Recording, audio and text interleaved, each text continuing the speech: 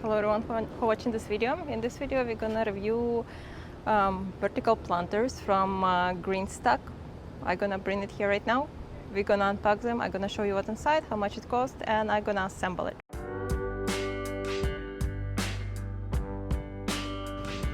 First, let's appreciate this beautiful packaging, this nice inspiring words right here. We're rooting for you.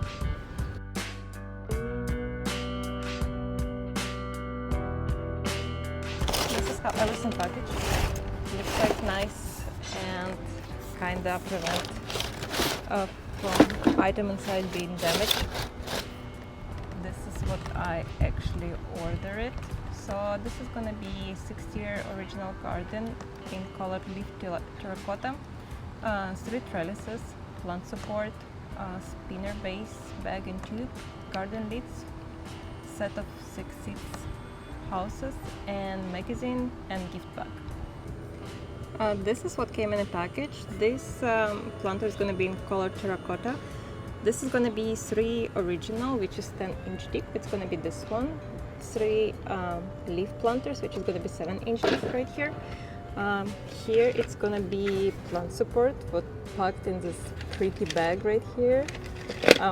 This company really put efforts into make really good pretty presentation. This is going to be water reservoirs would go in between each of the planters to make watering efficient and easy. This is water reservoir would go on the top. This one you actually feel, and water from here dripping slowly through these holes down into each of the containers. This is spinning base, and you can attach wheels right there. This is wheels. And Inventor's bundle cost me $148 right here. It's gonna be lid. I bought it separate. It's gonna be $12.80. Seat houses, it's set of 6, and it's gonna be $7.58. This is plant support. This is the cute pink ribbon right here, and this one gonna be set of 3, $13.26. Instruction. GreenStalk magazine. Present with some stickers and Butter Beauty Summer Squash. I'm gonna try to plant it right here. Original plan, I'm gonna put all these plants in a new planter because they kinda growing in here, but I think it's too hot and everything what's on the top is usually dying. It's in bed right now, but it's because it was just raining 20 minutes ago. But usually problem with this planter, it might be not bad for the earth, but for the plants like bell pepper and some bigger plants, I think for tomato, those they are too shallow. And additionally, I'm gonna put all these plants right here, and this one, and also this one right here. So they all gonna be in one spot, take less space, and it's going to be easier to water them, and I'm going to make less mess on my rooftop.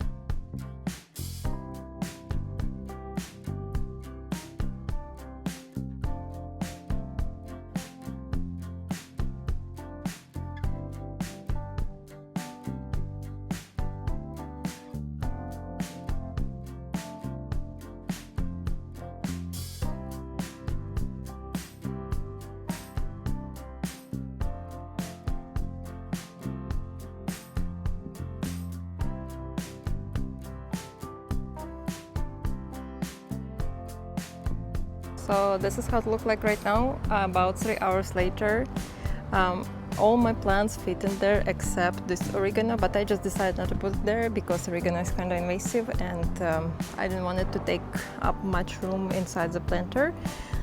Before you start assembling it, make sure that you have enough potting mix, because I had to run to the nearby store, and it took me, besides the soil what plants was already in, it took me another 3 bags of potting mix. Assembly was easy. The clean up the mess after I move all the plants in here was kind of tough. Also, while I assemble it, I'm gonna test one of the seeds what they sent me.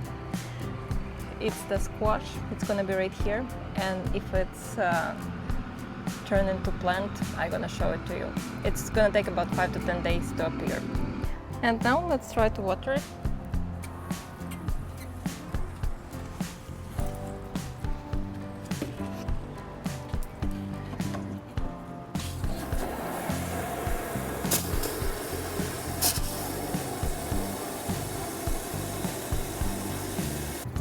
And this is where excessive water coming from right here on the bottom.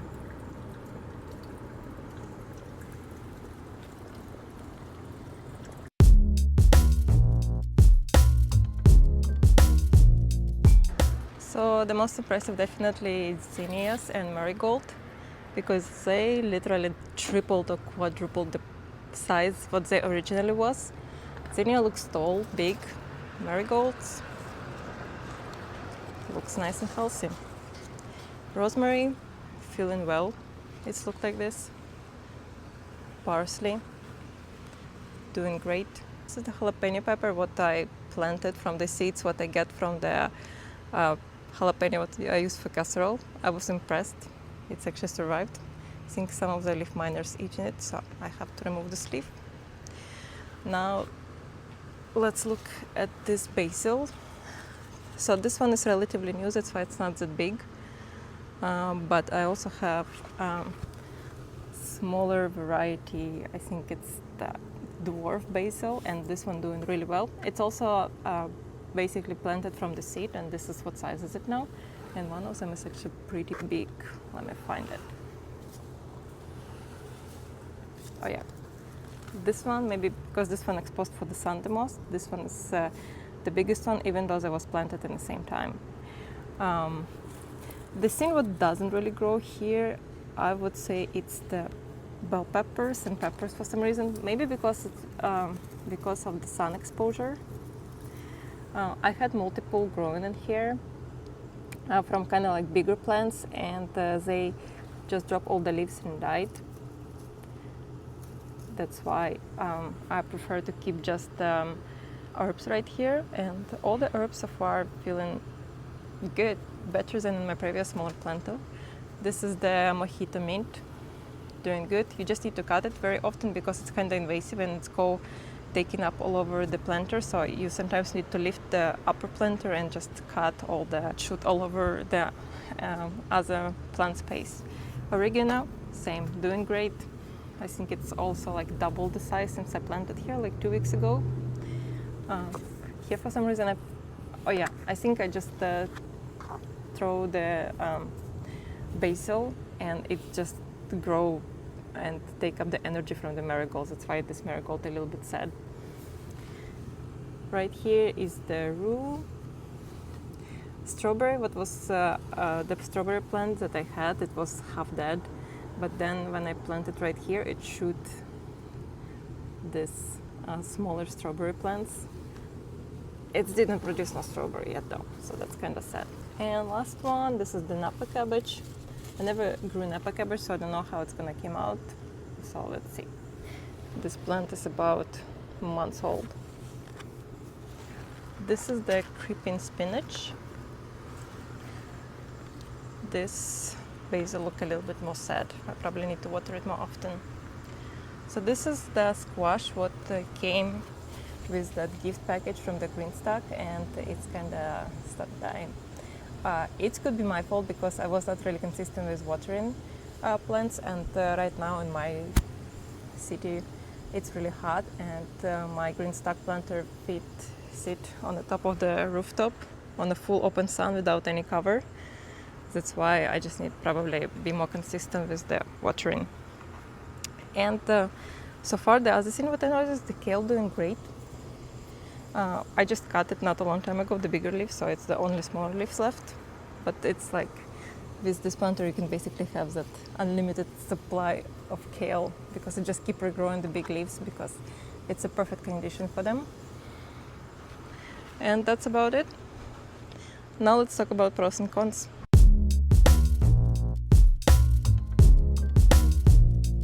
Now after having this planter for a month, I can talk about pros and cons. First, it's obviously space because the planter itself takes only 2 square feet of space on the ground, and I like that it's like so small and mobile. Second, it's spinning wheelbase. It's nice because you can, when it's freeze in the place you live, you can just easy roll it inside, and you don't need to put any extra cover over it. You can just store your plants easy inside when it's bad weather condition. Third pros, I really like the quality how this planter made. It's like really nice durable plastic, everything fit, all the pieces and parts fit really nice to each other, and it's easy to assemble. I like this watering system. It's not quite working right now in my town because it's really hot and water evaporates so fast, so I usually prefer to water each plant individually, which is not bad. It takes only like 5 minutes to water whole planter, but it's nice when you just can pour water inside and it just distributes in between the levels, and you can also easy fertilize all your plants. You can put the liquid fertilizer right here. They recommend Fox Farm. I haven't tried it, but this is really easy and convenient. And speaking about cons, there's only 2 major for me, and I would say it's a price. $200, like a full price for this planter. It's a little bit too much for just a plastic pots. And but with the discount, what they usually have around big major holidays in US, it's not bad. It's $150. And another con for me is that this, especially the bigger one planters, they are really heavy. So if you have some problem with your back, or if you're not really strong person, it can be hard to lift them. So if you don't plan to grow some like big crop, I would probably stick with the smaller planters, like set of 6 of the smaller one, because at this point I think that I don't even need the bigger one. That's it. Let's go to my final score.